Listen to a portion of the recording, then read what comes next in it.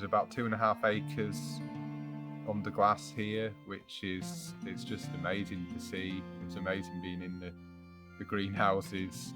These aren't polytools, they're proper old glass metal frame greenhouses, and they're just beautiful. And it's seeing the food growing over such an extended season, and crops that, well, just have to be in greenhouses on this sort of scale. I love how people respond when they find us for the first time. A lot of people don't really know we're here, because one thing we're not very good at is shouting about what we do. And people discover us and they can't believe that, they thought it was just a little shop. And then they get here and there's all these greenhouses and there's all this produce that they can buy that's grown here. You can get peaches and figs and things that people would never expect to find grown in England, never mind in the northwest of England.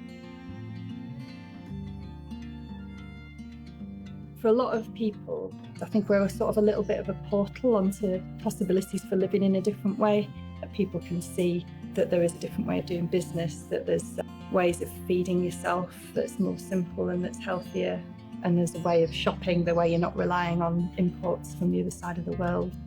I think that's something really, really valuable that we provide here.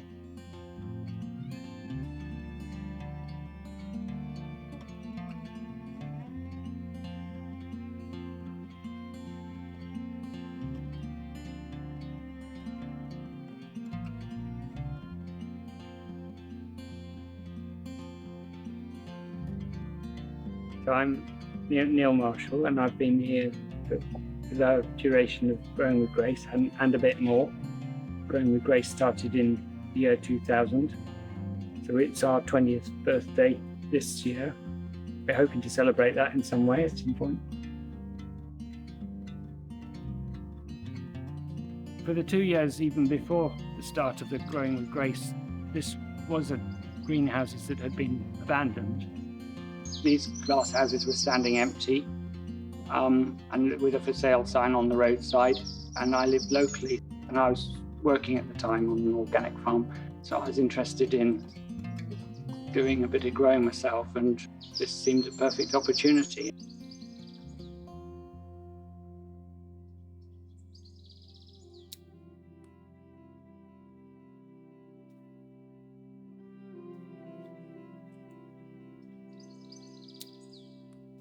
What we found when we got here, it was covered in the woven plastic sheet that we call Nipex. And then we lifted the sheet and it looked like concrete underneath, and we had to take a double look at it to realise that it was compacted soil with a sort of salty layer on the surface. The process of bringing that into production was, I fortunately bought a digging machine to go on the back of my tiny little tractor. Once it was able to get into the soil, it bounced on the top of it until it got to depth, and then it was able to chip away at the surface. And with 2 passes, I had something like a seedbed, and we planted green manures and clovers and some grasses to give organic matter back into the ground. And they grew relatively well. There were patches where nothing grew. We soon had greenhouses transformed into green oases.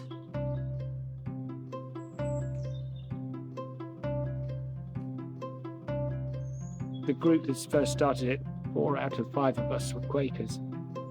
So we created a business using, to some extent, Quaker values. We set the business up using 4 core principles as our guide. And we base some of our values on the cooperative principles. The 4 core principles were sustainability, equitable employment, workplace spirituality, and fair trade where possible. When we take people on, we ask them, if they're happy to work with those principles. And we wish people to know about the values. The values is what drives our decision making.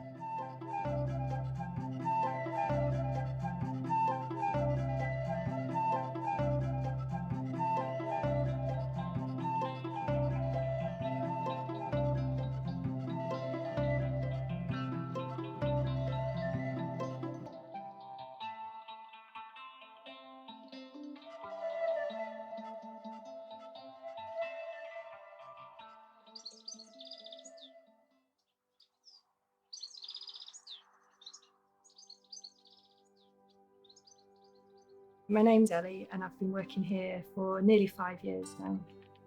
When I first moved to this area, I really wanted to work here because I sort of knew it by reputation, and it was the only business I was aware of in this area that was running on a really ethical basis. It was a community-owned business. It was run on cooperative principles. It was producing organic vegetables. I'm really passionate about local food and about sustainability underpinning our food system. And to me, places like Growing with Grace are addressing that, and it was a way to sort of be actively involved in creating some solutions to a lot of what I see as the biggest problems that we're faced with.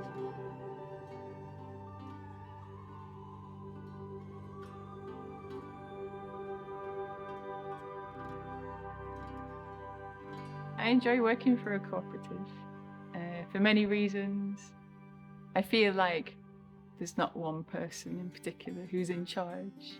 We all kind of manage ourselves, and it's a really nice feeling not to have someone to answer to in that respect. We all put in the same amount of work, we all get paid the same, we all have the same values within the cooperative here. We all kind of share the role of leadership, really. It's a really good opportunity for someone who really wants to build on that kind of skill to come and join a cooperative, because they get the opportunity to have responsibility in that way. I think it means that we have to take responsibility for each other in a different sort of way. None of us has somebody telling us what to do and monitoring our performance, so we have to kind of take responsibility for doing that for our own work.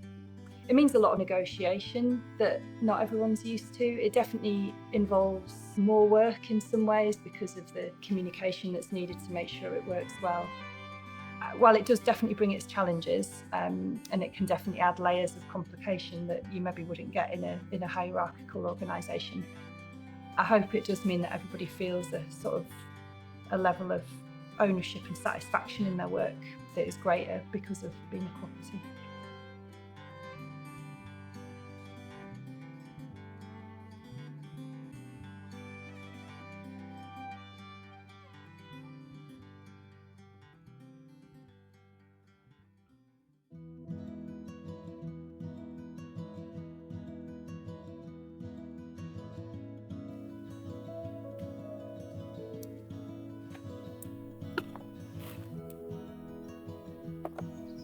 My name is Becky, and I've been working here for 8 months, I think. I came in spring, and I'm a grower. A grower oversees the greenhouses and any plant production that involves picking, planting, seeding, planning, weeding a lot. I really enjoy being outside all day, and I can't imagine sitting in an office. Picking the crop, harvesting the crop in the beginning of the week is one of the big jobs of the week. And sometimes it really is that feeling that you can't start your work week before you've gotten this done. In the summer period, it was Monday, Tuesday, and sometimes going into Wednesday. And you start getting tired, especially after you've picked courgettes for the 100th time. But there's still highlights. There's moments of this kind of peace where you just have to pick 10 boxes of chard, so you just get on with it, and it's a beautiful crop. If you have a day where you're getting the first picking of a spinach where there's no weeds, it's completely clean, it's amazing. But there's other times where you just need to get it done.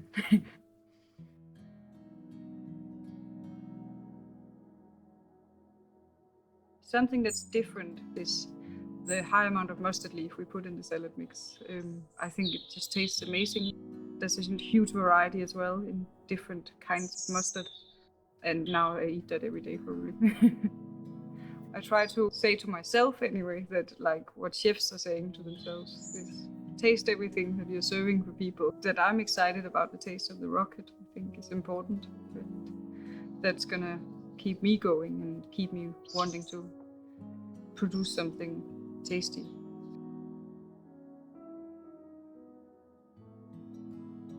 One of my favorite things of working here is the ability for the individual to be creative and see what they want to get out of this place.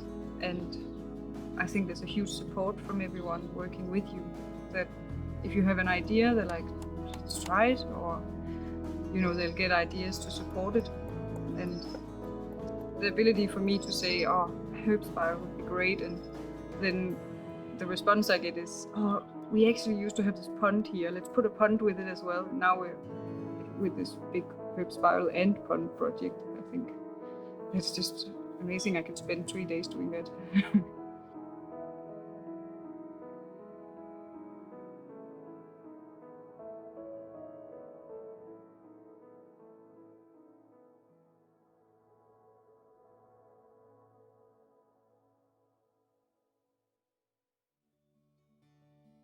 I'm Jeff. I've been working here for about 1.5 years, and before that I was volunteering for about the same amount of time.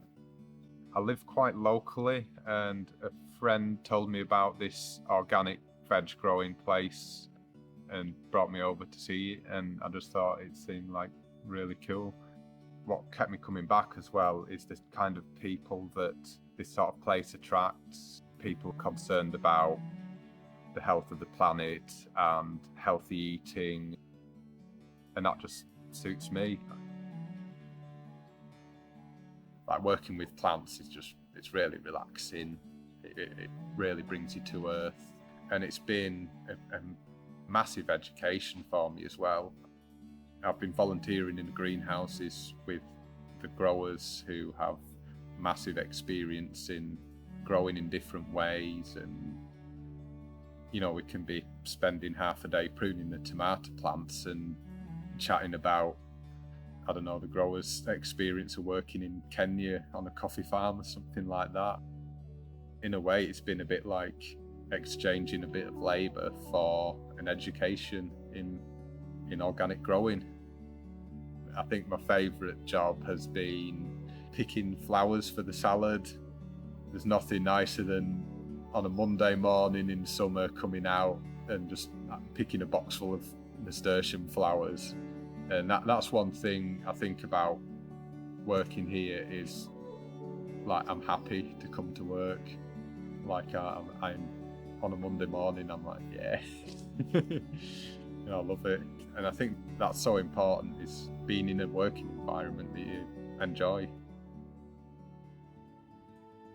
Here, pests are dealt with in a more natural way, either by introducing predatory insects or plants that attract predators, and crop rotations. It's almost like creating a controlled ecosystem, which I think is a lot better for our wildlife. It requires more observation of the crop and a more hands-on approach to growing. It's more connected to the growing and the food than just spraying a crop and having one thing.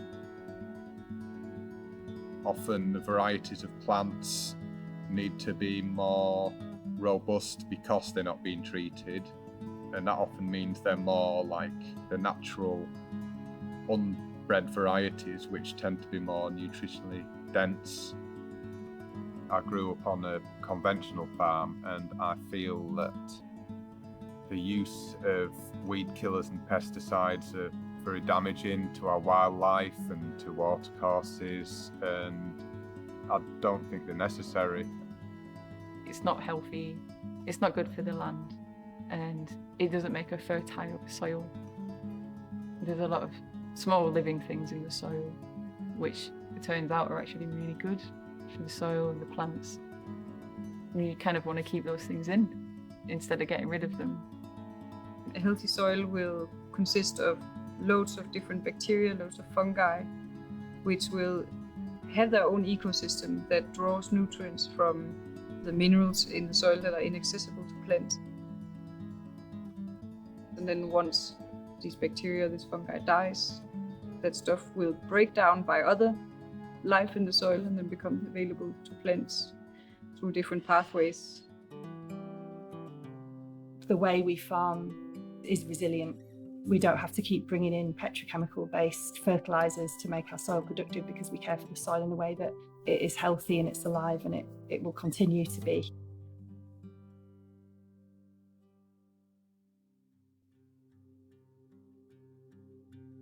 This is a vegan farm, meaning that there's no compost going in the soil or fertilizer that contain any animal products. It's very quick to take out the nutrients from animal manure. And that means that the plants aren't gonna be part of this soil ecosystem with the bacteria and fungi, because they don't need to. They just have animal manure. And once you stop giving this quickly accessible manure, the plant is forced to work with the soil, and it's actually okay. You don't necessarily get the same kind of quick growth as you would when you give some quick nutrients, but it does mean that you're less dependent on inputs, and you're also not dependent on animal production, which is quite important, I think, for the future of growing.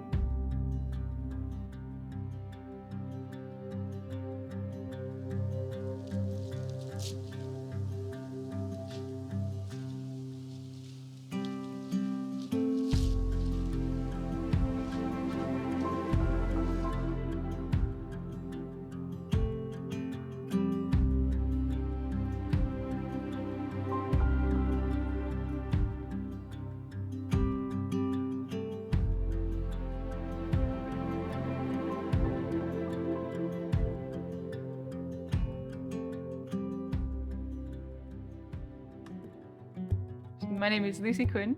I've been working here for the best part of 3 months.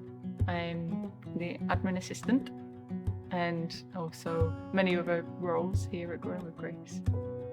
I came to Growing with Grace because it was a really good opportunity for me to do 2 things that I really enjoy doing. So that would be administrative computer stuff. I like having a keyboard at my fingertips. But on the other side of the coin, I also like to be with the greenhouse, with soil at my fingertips and living on the land. My favourite thing about working here is having access to organic fruit and veg, and the people that are here as well. It's a really cool team, a really nice team full of interesting people from different walks of life.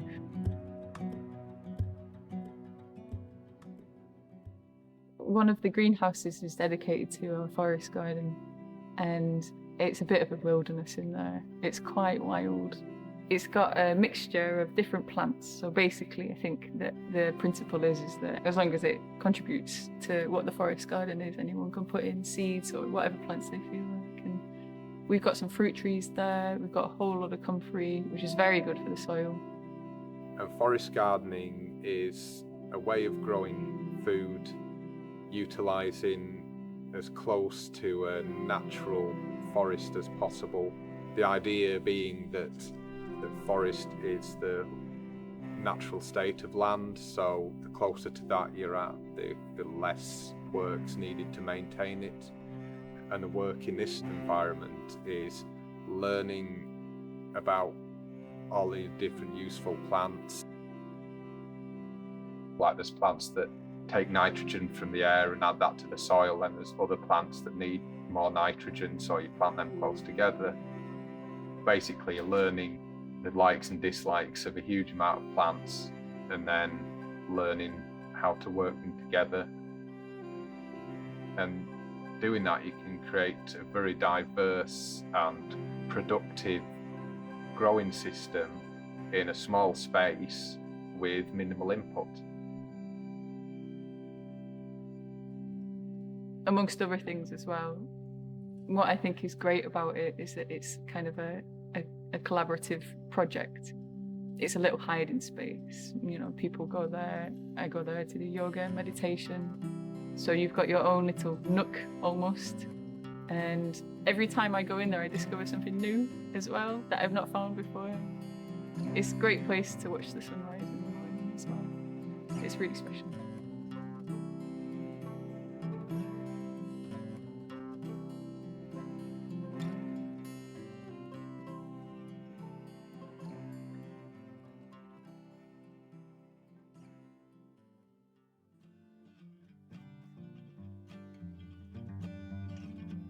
One of the tools we use for keeping our crops healthy is a rotation, and so our different crops move from greenhouse to greenhouse. The principle behind the crop rotation is that you are trying to mimic the diversity you have in nature. Instead of having everything grow in the same place at once, you spread it out. Each year you put in a new kind of crop. So we'll have the Brassica family one year because they have their own diseases, their own pests. Then the next year it will be the Cucurbitaceae family, cucumbers and the squash, which have their own sets of diseases and pests, which means that the ones from the year before from the Brassica family won't have anywhere to live.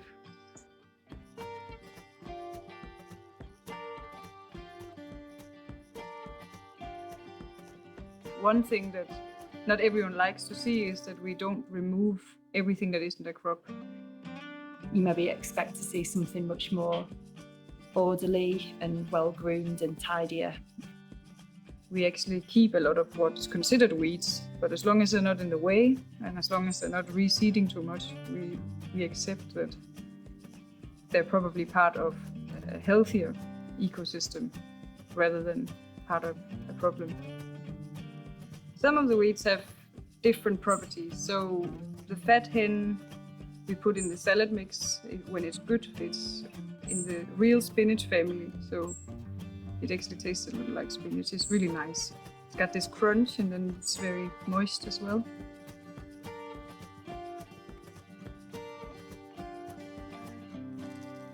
We have loads of flowers and quite a lot of them are edible. So we mix the nasturtiums in the salad mix. It's sweet, it's peppery. You can also eat the leaves, which has this nice round shape. We almost can use them as a taco. And it adds a lot of value for the customers. They can really see some color, they can see some creativity. I think also just the feeling that we're not just on autopilot when we are thinking about what we're sending out to customers. We want them to be happy with what they're buying. Be something you want to show to your guests when they come.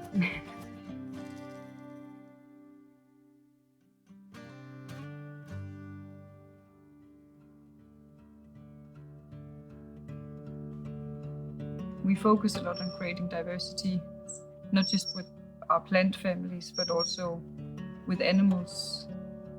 So to bring the diversity in, we plant these areas up where various different flowers and wildflowers grow, attracting all kinds of wildlife, good or bad, to create a balance within the greenhouse. We don't want to encourage too many of the non-beneficial ones, but I think they'll come anyway. It's just building the balance with the beneficial ones by growing crops that will attract them. Various plants here will attract all kinds of hoverfly. Hoverflies help us fight aphids, etc. Better known aphid eater is a ladybird. There's plenty of ladybirds around. They also attract pollinators, so we've got a lot of different bumblebees, and even the odd honeybee when there's a nearby hive. There's a little bee just arrived here, bumblebee.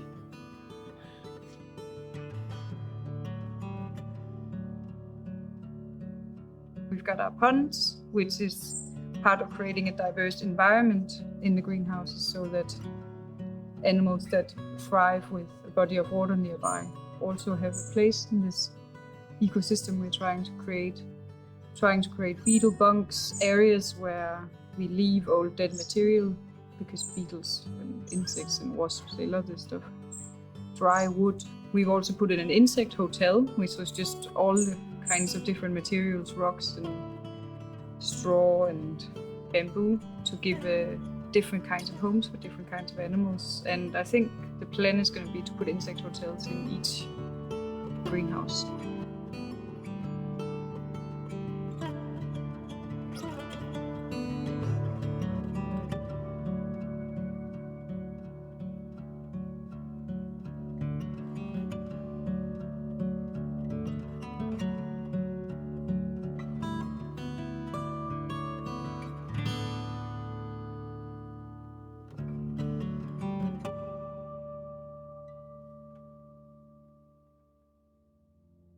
Insects are super important. They're not just part of a problem. A lot of people only think about insects when they get a problem with them eating too much of their crop. Insects is actually a big part of our soil, which means that they will eat, take in nutrients, and then once they die, they'll actually be part of the nutrient cycle in your soil, which will be available to your plants later on. If you have a large enough variety of insects, then you will have a predator system, which means that the ones that create a problem for you will probably be eaten by something else that you keep.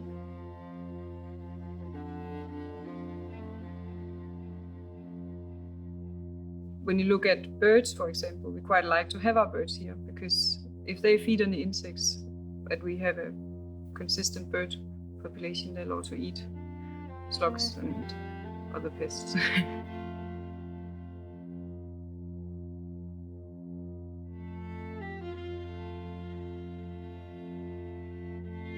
Basically, early morning starts here are actually absolutely magical because you get all the wildlife and the creatures, and I've had some really special situations where I've just been playing my music for company and the birds join in.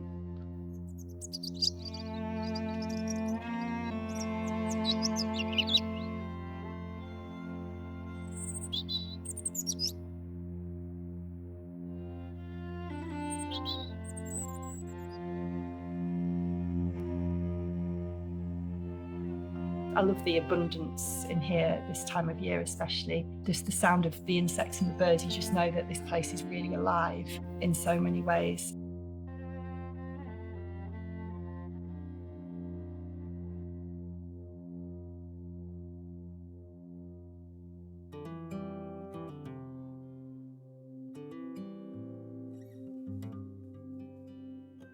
So this is our propagating area. We've got some warm benches here with heat cables in them, where all the plants are propagated. The two ways we plant seeds are using the trays. We call these plugs, and we create a depression in each one and drop a lettuce seed into each one. Or by using block makers, we create these blocks.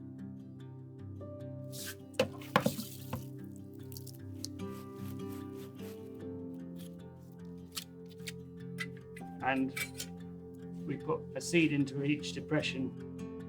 One of the reasons we like blocks is that they use no plastic. The seed I'm using is organic lettuce seeds. We bring the trays out into the greenhouses, like here, and we put them all in the ground, as per all of these other ones. And that process is quite a quick process, but we sometimes have thousands of plants to plant, so it's a big job when you've got a whole row to do and a lot of different varieties. Another way, when we're doing certain salad leaves or rocket or spinach or chard, we direct sow them with this machine.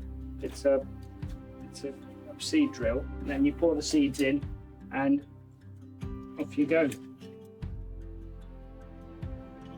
As it goes along, it creates a little trough with this furrow maker here, and that's done at swift walking pace, and we can do a big row in about 10-15 minutes.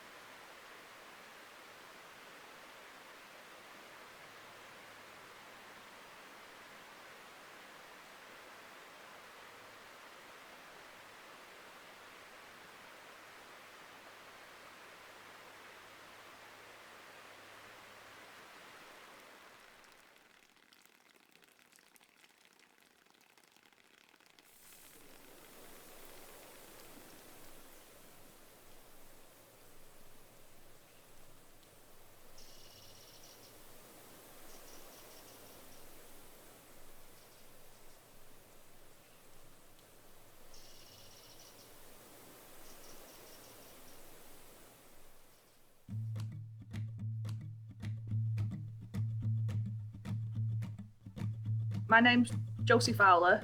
I've been working at Growing with Grace for about 3.5 years now.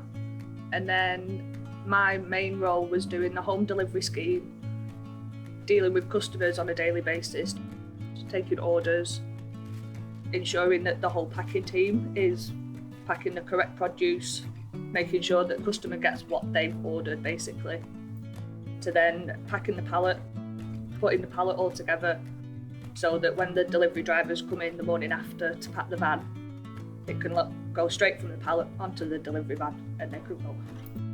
So the boxes that we're packing today, Thursday, will go out on Friday. Everything is all kept in the chiller, so it's kept as fresh as possible before it reaches the customer. In the packing shed, it can be quite hectic because there's a lot of people going on, there's a lot of information that we'll be getting spoken about. If we're short of a crop, we have to think on our feet and think about what the next produce is that could go in that box as a substitution. There can be some juggling involved, but everybody who works here has got such a great attitude towards it. It's like a camaraderie, like we're all going to get through it. And especially during lockdown, now we're entering a second lockdown, it seems like that effort and that attitude is still there. You know, I have no fear. It's hectic, but once you've done it a few times, you get used to it, and it's like second nature basically.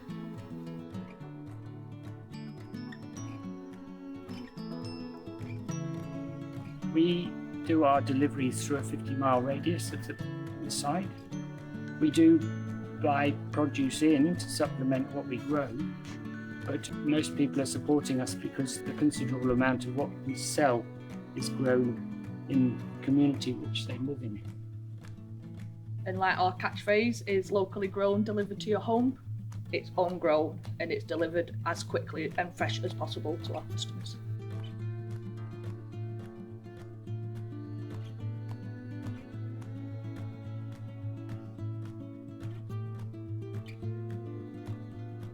The shop that's on site is open between 10 and 5, Tuesday till Saturday.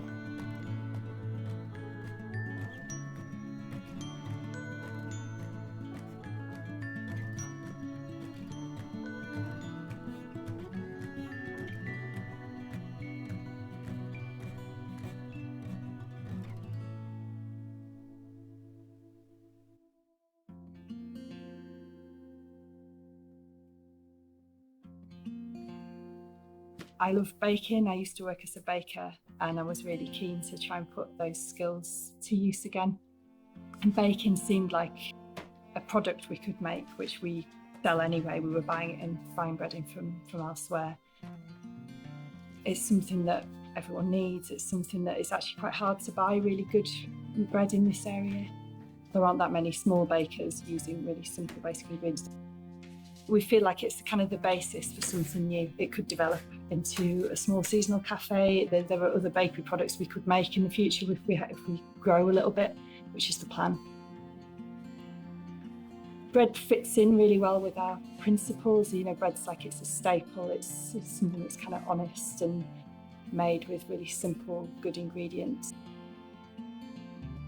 My main interest is in making sourdough bread. So at the moment, I'm really concentrating on 3 different sourdough varieties that I'm really trying to perfect at the moment.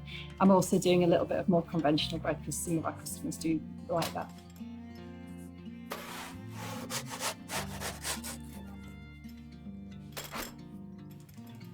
Any bread that's just made with really simple ingredients, that's sort of made using traditional methods, hand-shaped bread, I think is something really lovely. Every loaf is unique, and when you receive it, you can tell that it's been made slowly and with care rather than just in a production line in a factory.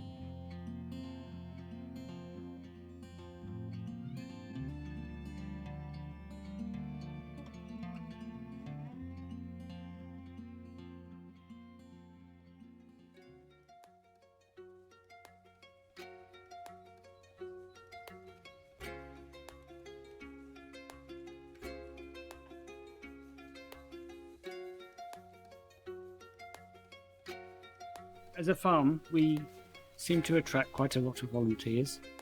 we attract an interesting range of people applying for jobs as well. There's a lot more people working and thereby like supporting themselves from a much smaller area of land than I've seen around. So I think that's great as well. I think getting more people onto the land and understanding and working with food is fantastic. There's definitely been an increase since COVID with the amount of volunteers that we've been having.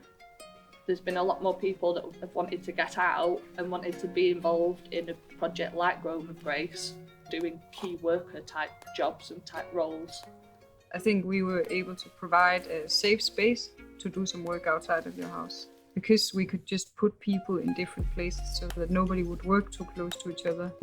People would be using the same tools, and that meant that it was a safe place to go and still get a sense of purpose and a sense of community. Sometimes that can be a bit difficult, especially because we've tried to spread everyone out, but it's also been great. There's been so many questions and people getting excited about new things, people getting new ideas. The benefit of coming to the greenhouse is that anybody can do it. You know, you don't have to be Monty Don of the Yorkshire Dales. You don't have to. You can just come by, do whatever. And I haven't met anybody yet who's had a bad time doing it. It's a nice, calm environment where there's a lot of different jobs depending on your personality. So depending on how you like to work, we'll try to accommodate that. We put a lot of emphasis on giving people jobs that seem to kind of take the best from them, so that if they are good at doing very detailed jobs and making sure that everything's done perfectly, we'll put them somewhere where that's really a necessary part of that job being done. And if it's people who don't care about that, we'll have them pull out a huge bed of an old crop that we don't need anymore, so they can really just use some muscle.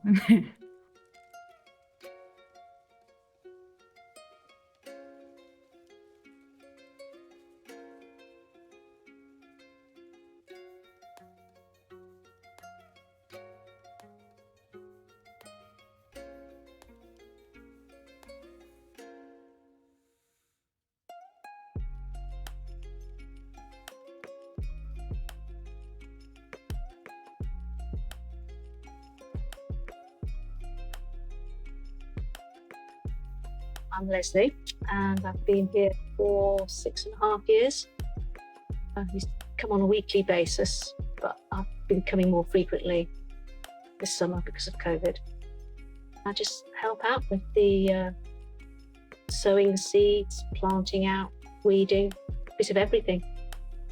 This is purple cauliflower, so it'll come to maturity, I think, in the spring. And they've got purple heads that look a little bit like purple broccoli. And you can use the leaves as spring greens. Something I always wanted to do. I wanted to sort of work on the land a bit and grow vegetables. And this is the next, well, this is better even than having my own allotment because it's undercover. They keep dry in the winter, a bit too hot in the summer, but it's fun. Get to grow vegetables.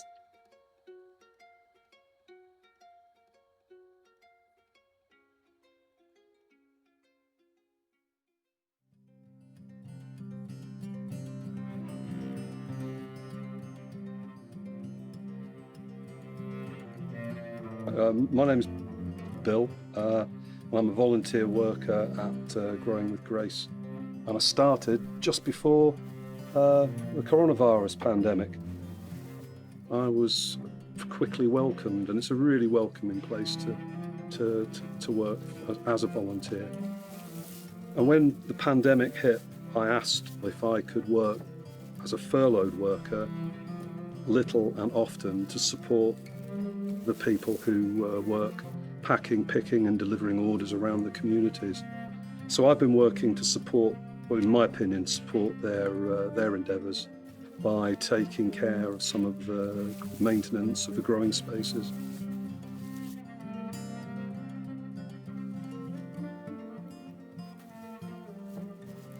Last week I cropped the garlic and that's curing at the moment, ready for going up into the boxes and onto the shop. Garlic like to have their feet, their roots in the soil, and each one's a little bit of not a struggle, but it's not as easy as some of the crops to pick. But then you get the pleasure of hanging it all up and watching it all dry, and then going back out into the shop and into the boxes. And you can't smell it, but it smells absolutely delightful to be amongst. I basically wanted to get involved to learn more about organic method. What's really interesting that I've picked up on as a grower all my life is that I've always used manures from animals, and that isn't used at Growing with Grace. It's totally without animal input, and that's really interesting to me. So I've been learning soil conditions, bacteria and fungi that grow in the soils.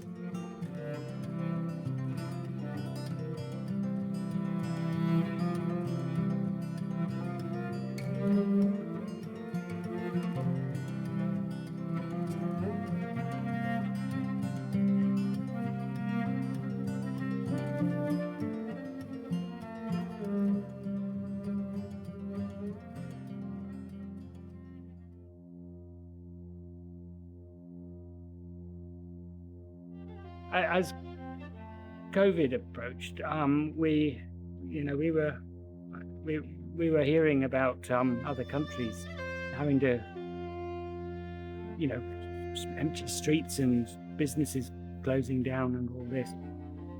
It was very hard for us, I think generally in this country, to get our heads around that until it was actually a reality. Initially, it was quite frightening actually, because we suddenly, in the sort of beginning of March, we noticed that our orders were creeping up and people were starting to order really large quantities of things which they didn't normally do, which we couldn't give them because our chain is small, our supply chain is small.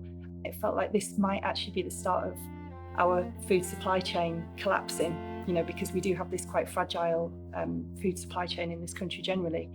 We didn't really know what to expect or what was coming. Like ordering our own stocks was quite difficult. Even basic things like paper bags suddenly became an issue. The variety of things that we would normally put in boxes was challenged by the fact that the supply chain was running out of certain items. As the shelves were emptying in the shop, we weren't able to fulfill orders. We had to actually close the website to new customers because suddenly we were having our orders more than doubled in the space of a week. That meant doubling the hours, whether that was added people or extra hours for the workforce that were here. That created a doubling up of how much we were sending out, which again, we started the process delivering with 5 vans and ended it delivering with 9. We're still doing that now. Everyone was doing humongous hours. Like, I'm so impressed by how the whole team stayed together and how we've managed to keep working and provide so many people with food.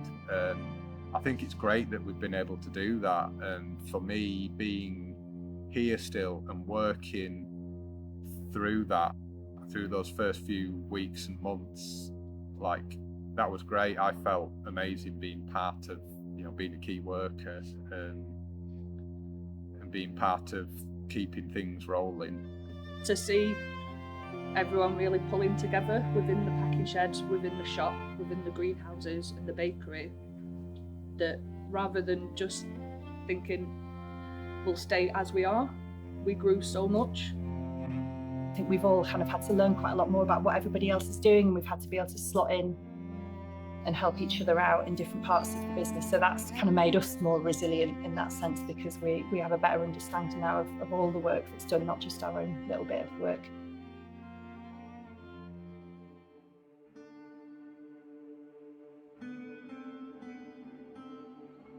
Underneath all of that was, our connection with our customers, which was extremely positive. And they were very, very understanding of items that we were unable to get hold of. And actually people really, really appreciated the lengths we were going to stay open and to keep things coming in and to keep providing them with things. And a lot of people who were shielding at home were really appreciative that they were still getting their fresh vegetables every week. They weren't having to sort of rely on a neighbour to go out foraging in the local supermarket for them. It was very uplifting, but also exhausting, of course, because we're working extremely long hours.